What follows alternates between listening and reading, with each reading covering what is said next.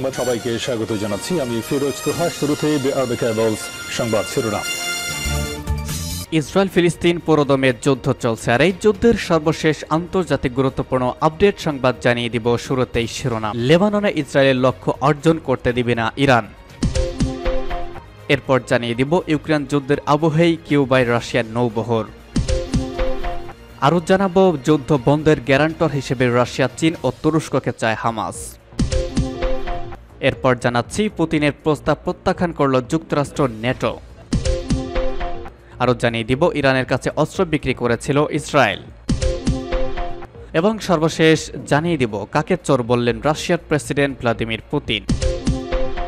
লেবাননে ইসরায়েলের লক্ষ্য অর্জন করতে দেবে না ইরান। ইসরায়েলকে লেবাননে তার লক্ষ্য অর্জন করতে দেবে না ইরান উল্লেখ করে দেশটির অন্তর্বর্তী পররাষ্ট্রমন্ত্রী আলে বাঘেরি কানি বলেছেন, হিজবুল্লাহ ইসরায়েলি দখলদার শাসনের যে কোনো ভুলের জবাব দেবে। গতকাল মধ্যপ্রাচ্য ভিত্তিক সংবাদমাধ্যম মিডল ইস্ট মনিটরে এক প্রতিবেদনে তথ্য জানানো হয়েছে। প্রতিবেদনে বলা হয়েছে, বাঘেরি কানি রাশিয়ার আরটি নিউজ চ্যানেলের সাথে একটি সাক্ষাৎকারে এই বিবৃতি দিয়েছেন। এই সময় তিনি অক্টোবর থেকে তেল আবিব সরকার ও হিজবুল্লাহর মধ্যে ভয়াবহ গুলি বিনিময়ের কথা তুলে ধরেছেন। তিনি বলেছেন, ইহুদিবাদী লেবাননের জনগণ প্রতিরোধের কাছ থেকে ঐতিহাসিক পরাজয় বরণ করেছে। তিনি আরও বলেছেন, যদি গত 8 মাসে ইসরায়েল গাজার নিপীড়িত ও নিরস্ত্র জনগণকে প্রতিহত করতে সফল হতো, তাহলে তারা লেবাননের যুদ্ধ ও সংঘাতের প্রসার ঘটিয়ে সাফল্য অর্জনের আশা করতে পারত।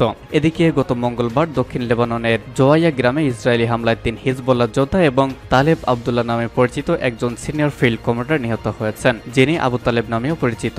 আবু তালেব ছিলেন হিজবুল্লাহর সবচেয়ে সিনিয়র কমান্ডার, যিনি 8 মাসের যুদ্ধে নিহত হয়েছেন। এর জবাবে হিজবুল্লাহ ইসরায়েলের 150টি রকেট নিক্ষেপ করেছে বলে ইসরায়েলি আর্মি রেডিও জানিয়েছে।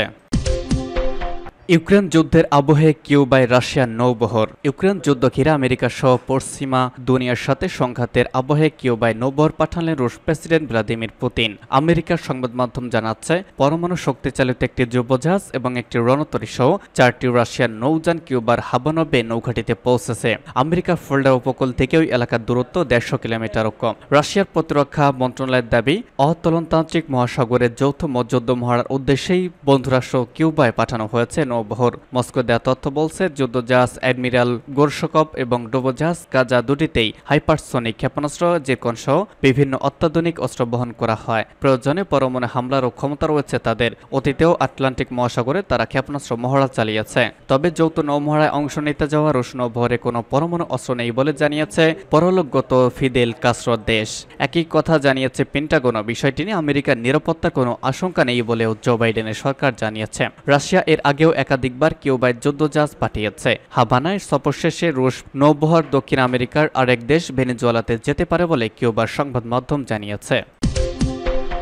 যুদ্ধ বন্ধের গ্যারান্টর হিসেবে রাশিয়া, চীন ও তুরস্ককে চায় হামাস। ফিলিস্তিনি প্রতিরোধ আন্দোলন হামাস যুদ্ধবিরতির শর্ত হিসেবে চুক্তির প্রথম সপ্তাহে ইসরায়েলি বাহিনীর প্রত্যাহার এবং চুক্তির গ্যারান্টর হিসেবে নিশ্চয়তা হিসেবে রাশিয়া, চীন ও তুরস্ক হিসেবে চেয়েছে। মার্কিন প্রেসিডেন্ট জো বাইডেন ঘোষিত এবং জাতিসংঘ নিরাপত্তা পরিষদের অনুমোদিত যুদ্ধবিরতির প্রস্তাব নীতিগতভাবে মেনে নিয়েও তাতে কিছু সংশোধনী দিয়েছে। হামাস 3 ধাপ বিশিষ্ট যুদ্ধবিরতির একেবারে প্রথম দিকেই গাজা থেকে ইসরায়েলি সামরিক প্রত্যাহারের জন্য চাপ দিচ্ছে।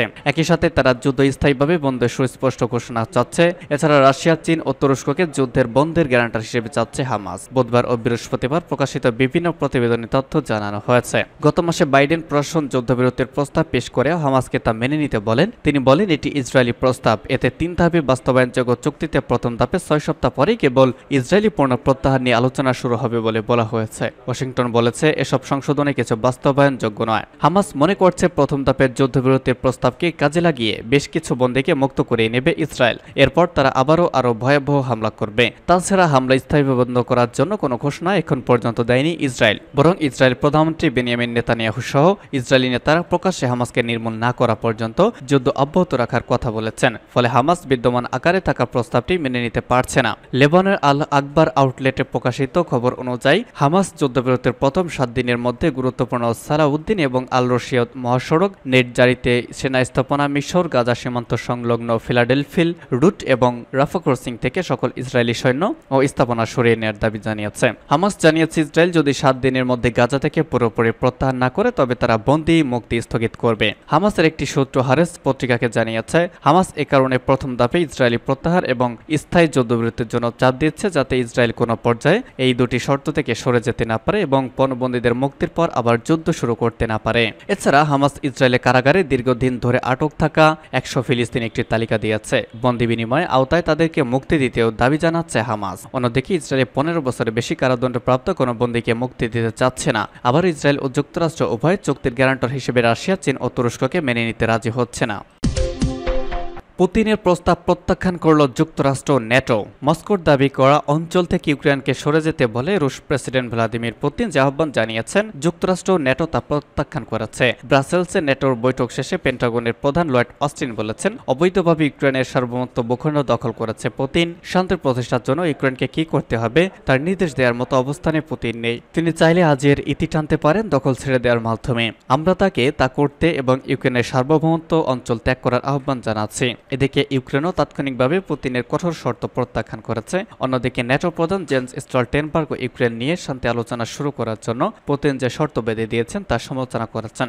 স্টলটেনবার্গ সাংবাদিকদের বলেছেন এটি সরল বিশ্বাসের করা প্রস্তাবে নয়, এটি এমন একটি প্রস্তাব যার অর্থ হলো রাশিয়াকে তাদের যুদ্ধের লক্ষ্য অর্জন করতে হবে। পুতিন এই প্রত্যাশা করেন যে এখন পর্যন্ত রাশিয়া যে পরিমাণ ভূমি দখল করতে সক্ষম হয়েছে ইউক্রেনীয়দের তার চেয়ে উল্লেখযোগ্য পরিমাণ ভূমি ছেড়ে দেওয়া উচিত। উল্লেখ্য রাশিয়ার প্রেসিডেন্ট ভ্লাদিমির পুতিন ইউক্রেনের যুদ্ধবিরতি সংলাপ শুরু করার জন্য নতুন দুটি শর্ত দিয়েছেন। প্রথম শর্ত রাশিয়া ইউক্রেনের যে 4 প্রদেশ নিজের সীমানাভুক্ত করেছে কিয়েভকে সেই প্রদেশগুলো থেকে নিজেদের সেনা সরিয়ে নিতে হবে। দ্বিতীয় শর্ত ন্যাটো সদস্যপদের জন্য আর তদবির করবে না কিয়েভ, অবশ্যই এই ঘোষণা দিতে হবে।